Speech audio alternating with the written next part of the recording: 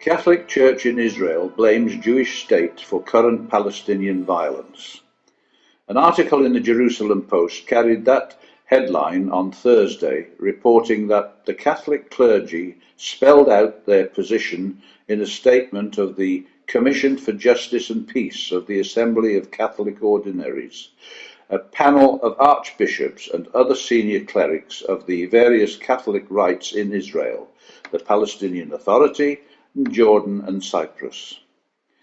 The statement asserted that the current situation for Palestinians was inhuman and said that the settlements, the siege of Gaza, the siege of the rest of Palestine, the military checkpoints, house demolitions, and the arbitrary behavior of Israeli soldiers humiliating the Palestinians have led to the last 5 months of Palestinian terror attacks against Israeli civilians and security personnel.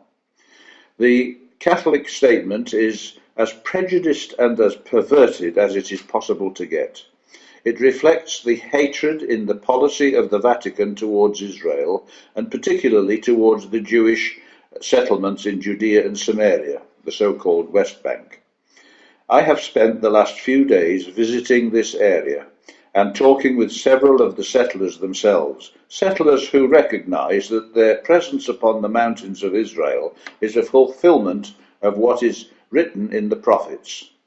As I visited several of these settlements and outposts on Thursday of this week, a terror attack was carried out in one of the supermarkets, an unprovoked attack of violence against the Jewish settlers by young Palestinians.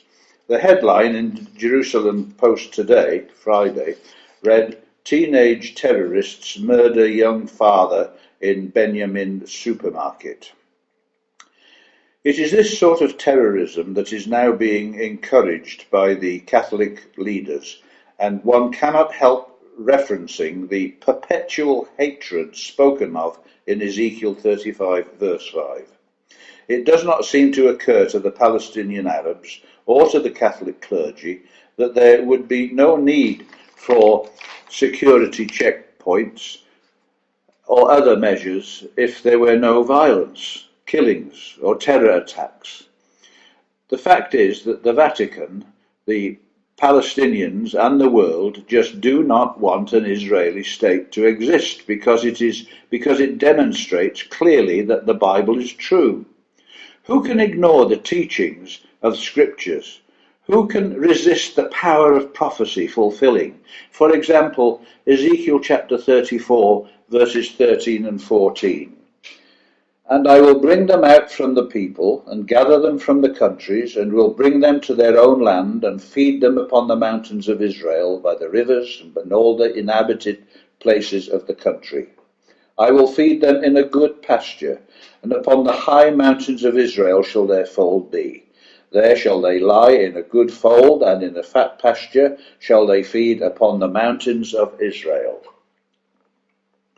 The world tries to tell us that the Bible is a myth, that it is untrue, a fable, and yet its words are coming true day by day. What though all the world resist him, God will realize his plan. And these that hate the Bible, those that hate the Bible and hate the things of Zion, will not be able to divert God from his purpose. The Jewish people will continue to survive, and as they have always survived, in spite of the Romans, in spite of the Catholic Crusaders, in spite of the Inquisition, in spite of the Nazi Holocaust, in spite of the Vatican-inspired Palestinian terror campaign. Am Yisrael Chaya, the people of Israel live. This has been Paul Billington in Jerusalem, Israel. We plan to give you more on Israel in our next Bible magazine, April 2016. All plans are subject, of course, to God's will.